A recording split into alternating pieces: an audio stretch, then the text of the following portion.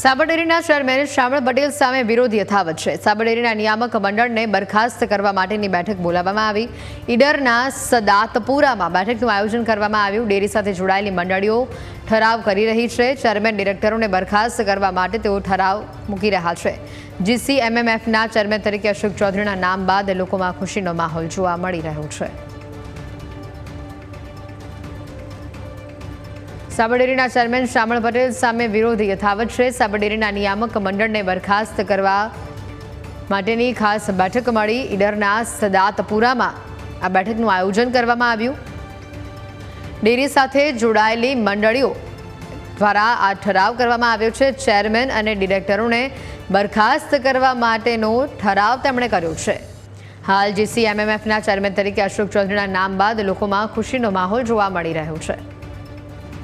અનાજ મુદ્દે વધુ માહિતી મેળવીએ। સંવાદદાતા ચિરાગ અમારી સાથે સીધા જોડાયા છે। અહીંયા ચિરાગ, જે પ્રકારેનો આ ઠરાવ અત્યારે પશુપાલકો કરી રહ્યા છે તેઓમાં રોષનો માહોલ છે, પણ સાથે અશોક ચૌધરીના નામની જાહેરાત થતા તેઓમાં ખુશીનો માહોલ પણ જોવા મળી રહ્યો છે। પશુપાલકો હાલ શું કહી રહ્યા છે?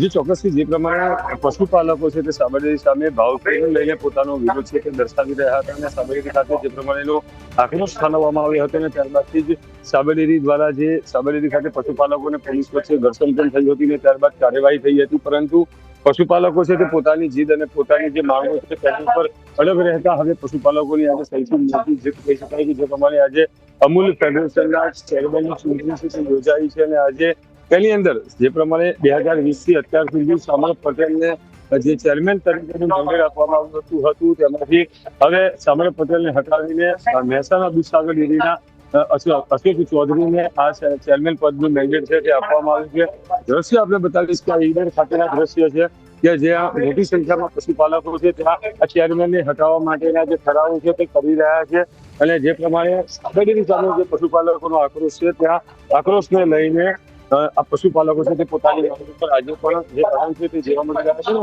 જે પશુપાલકો સાબરડેરીના ચેરમેન શ્યામળ પટેલ હોય કે સાબરડેરીના જે ડિરેક્ટરો છે તે લોકોને બરખાસ્ત કરવા માટેની રજૂઆતો છે તે પણ કરી રહ્યા છે ને અહીંયા મોટી સંખ્યાની અંદર આજે જોઈ શકાય છે કે પશુપાલકો આજે પણ ખુશી વ્યક્ત કરી રહ્યા છે। તો બીજી તરફ જે પ્રમાણે અમૂલ ફેડરેશનની આજે ચૂંટણી યોજાઈ 18 સંઘ જ્યારે જોડાયા હતા તે 18 સંઘની અંદર આજે જે પ્રમાણે મહેસાણા ડેરીના જે અશોક ચૌધરી છે તેમને ચેરમેન પદ તરીકેની નામની જાહેરાત થયા બાદ જ સાબરકાંઠા અને અરવલ્લી જિલ્લાના પશુપાલકો છે તે લોકોની અંદર પણ મોટાભાગની ખુશી છે, પરંતુ કહી શકાય કે જે પ્રમાણે સાબરકાંઠા જિલ્લાની અંદર દૂધ ભાવ વધારો હોય કે મૃતક અશોક ચૌધરીના પરિવારને ન્યાયની વાત હોય કે પછી જે પ્રમાણે જેલની અંદર બંધ પશુપાલકોને છોડવાની બાબત હોય, આ ત્રણ જેટલા મુદ્દા છે તે પશુપાલકોએ વિરોધ દર્શાવ્યો હતો અને પશુપાલકોએ પોતાની માંગને લઈને સાબરડેરી માટે જે લડત છે તે આપી હતી ને સતત એક અઠવાડિયાથી આ લડત પશુપાલકો આપી રહ્યા છે। પશુપાલક આપણી સાથે જોડાયા છે, સીધી તેમની સાથે વાત કરીશું કે જે પ્રમાણે આજે અમૂલ ફેડરેશન દ્વારા જે પ્રમાણે શ્યામળ પટેલને જે સાઇડલાઇન કરવામાં આવ્યા છે અને ત્યારબાદથી જે અમૂલ ફેડરેશનના ચેરમેન તરીકે મહેસાગરના દૂધસાગર ડેરીના ચેરમેન અશોક ચૌધરીનું નામ જાહેર કરવામાં આવ્યું છે, શું કહેશો સાબરકાંઠા અરવલ્લી જિલ્લાના પશુપાલકોની સૌથી મોટી અત્યાર સુધીની જીત? સાબરકાંઠા અને અરવલ્લીના પશુપાલકો છેલ્લા 8 દિવસથી આંદોલનમાં છે। ઉપર સાબરડેરીના ચેરમેન ડિરેક્ટરોના મને એવું લાગે છે કે એ લોકોનો એક જાતનો ડર તો બેસી ગયો છે, પણ હાલ લાખો મારીને જાગ રાતોરાત એવી પરિસ્થિતિ ઊભી થઈ છે।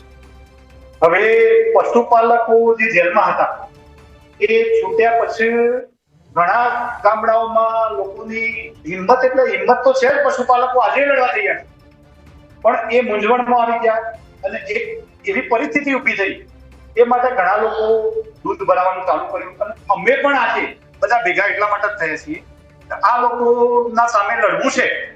અમારી લડત પૂરી નથી થઈ હતી, જ્યાં સુધી નફો 20-25% ન મળે ત્યાં સુધી અમારી લડત ચાલુ રહેશે અને લડત અમારી ચાલુ જ રહેશે જ્યાં સુધી અમારી માંગણી પૂરી નહીં। પણ અમે બધા આજે જનરલ દૂધ ભરાવાનું શું કરવું એ વિચારના માટે ભેગા થયા છીએ।